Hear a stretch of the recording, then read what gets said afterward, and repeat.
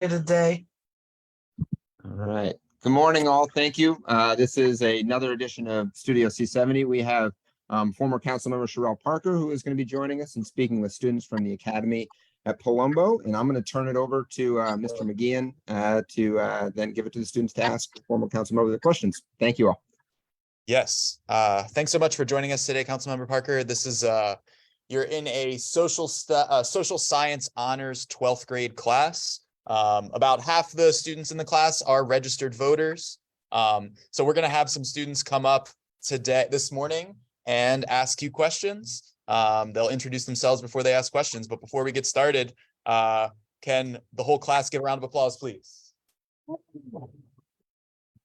So we got a full room. Okay. Without further ado, we'll get started. Dewey's going to come up first.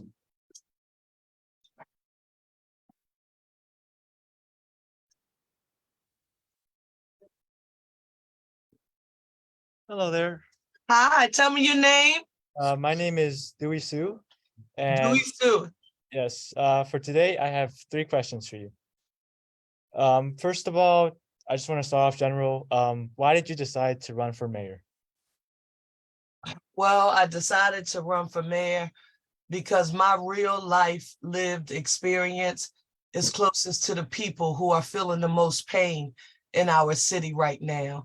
It's because of that, coupled with my intergovernmental experience at the state level, at the local level, and having to work in partnership with our federal governmental leaders, that makes me uniquely qualified to make the tough decisions that we need to bring some order back to our city.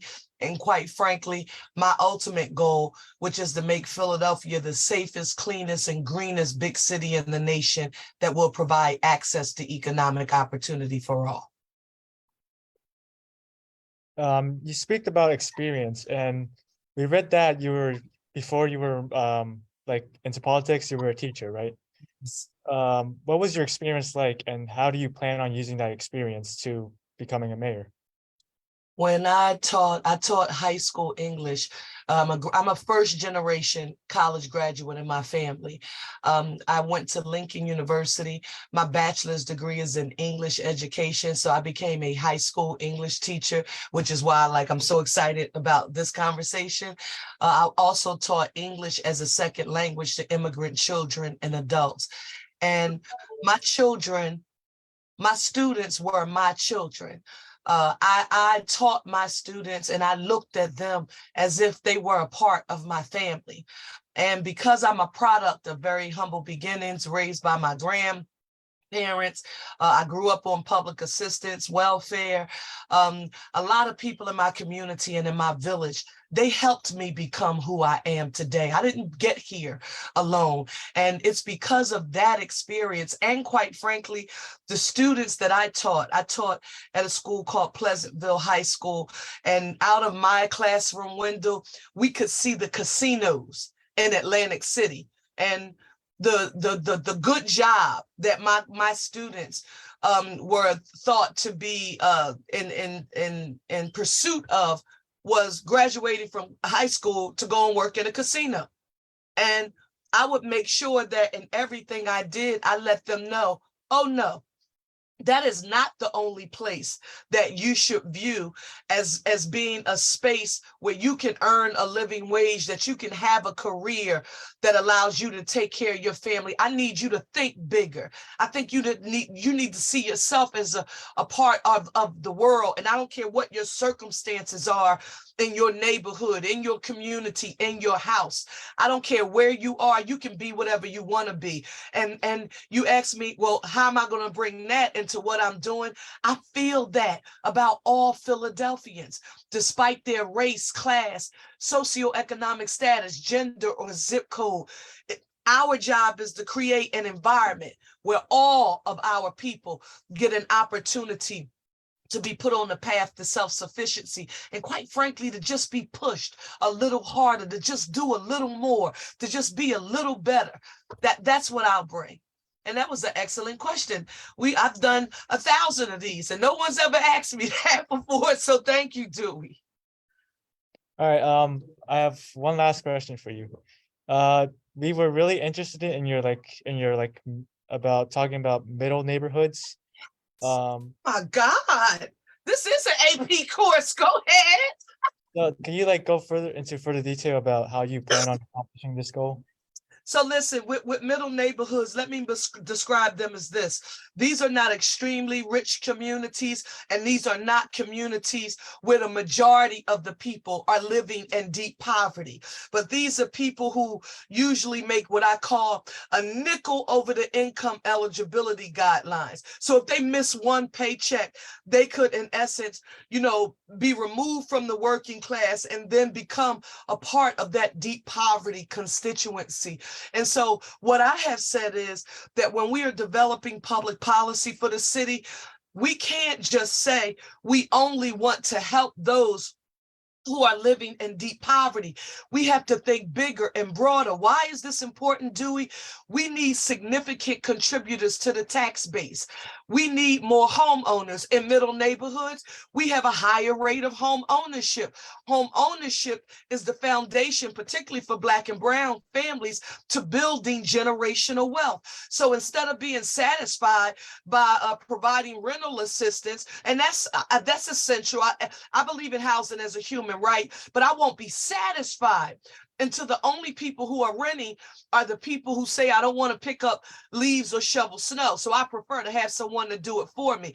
That's their choice. But home ownership shouldn't be out of the reach for all Philadelphians who desire to do so. So I'm going to do it by supporting neighborhood commercial quarters, power up your program at Community College of Philadelphia. I want you to Google these programs because, Dewey, this is what separates me from the other people who will come and talk about what they will do.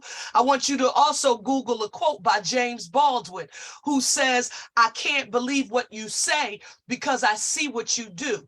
I want you to check out Power Up Your Business. That supports neighborhood-based small businesses. It's the chief feeder for Goldman Sachs's 10,000 Small Businesses program. I'm proud to be the creator of that. I want you to Google PHLTCB, Philadelphia Taking Care of Business. There were commercial quarters and neighborhoods that are dirty.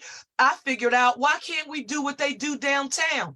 If someone drops trash, they have a workforce that they've hired to pick up that trash and clean downtown. I said, why can't we do that in neighborhoods? I didn't just talk about it. I created PHLTCB. And finally, I want you to Google Restore, Repair, Renew.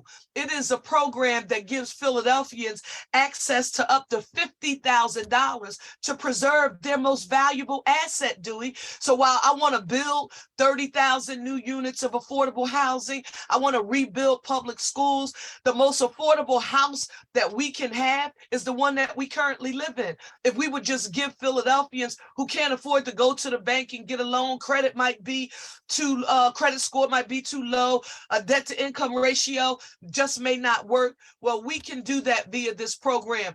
So instead of simply listening to what I say, I want you to check out what I've already done.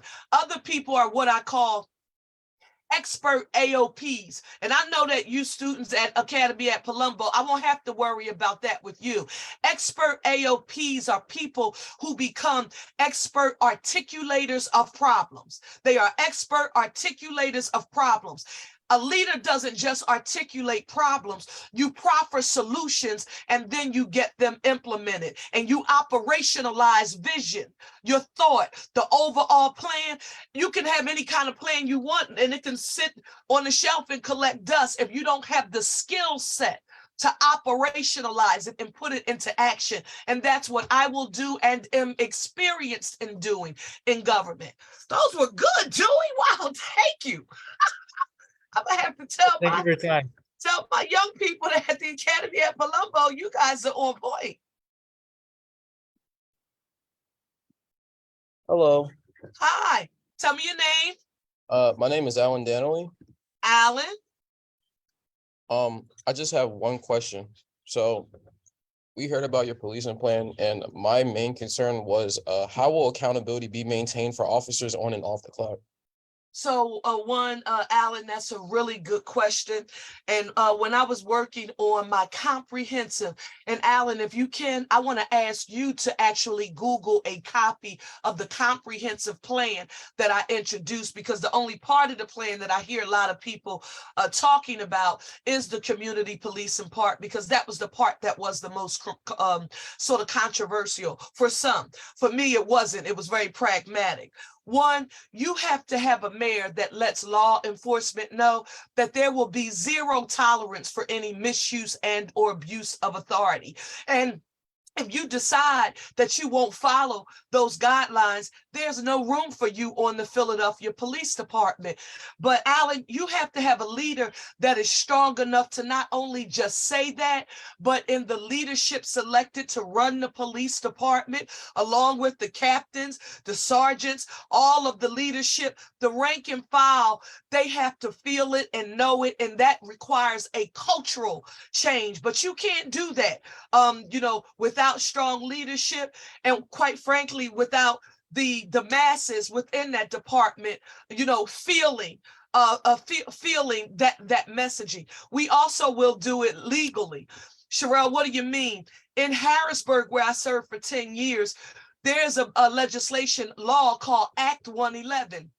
It governs collective bargaining for the city of Philadelphia and law enforcement across the Commonwealth. To be quite frank, we need to make some amendments to Act 111. And I'm proud that I have relationships in both the Democratic and Republican caucuses in order to work to advance those things.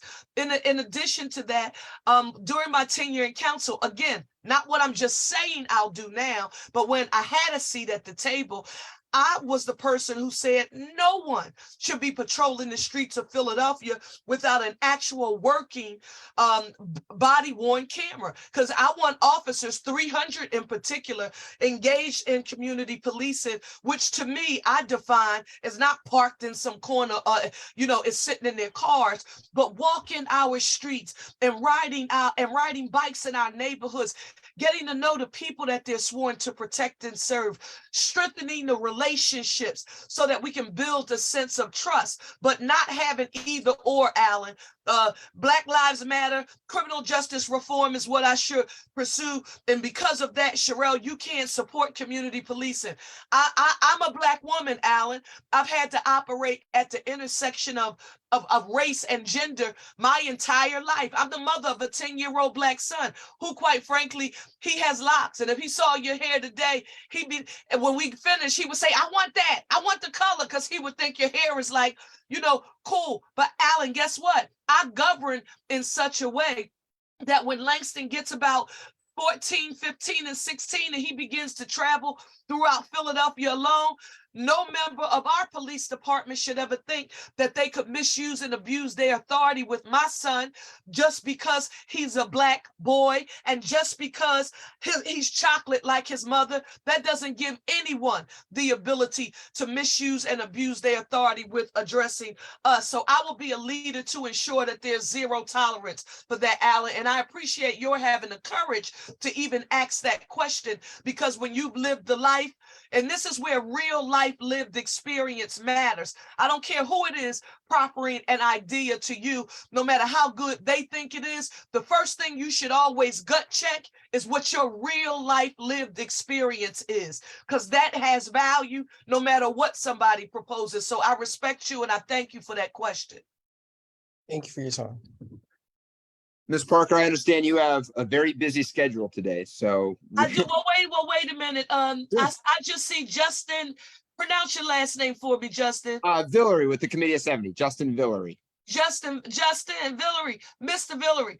I'm in love with Dewey and Alan. They brought the heat today. They brought the fire. Excellent questions. Thank you so much. Listen, I have to say this. If any of you are interested in coming to work with me, I only have 2 weeks left to go. I want you to visit me at CherelleParker.com. That's my website. Just go on and say you want to be a volunteer. Come walk the streets with me. Come knock doors with me. Come talk to people about the policy that you actually asked me questions about today. But we need as much energy as we possibly can. And I thank you all for having me. Thanks so much, council member. Thanks for coming. We had a great class, and give a round of applause, please. Thank you. I don't know if my Morgan is there. My niece, I'm not sure if my niece Morgan Stewart is still there. I've got to check with her, but that's my darling. Have a good one, okay? Thank you. Thanks so Thank much. you all for joining us. Just a reminder, primary day is 2 weeks from today, May 16th. So thank you very much, Mr. McGeehan and your students at Palumbo, and we'll see you on the next one. Thank you.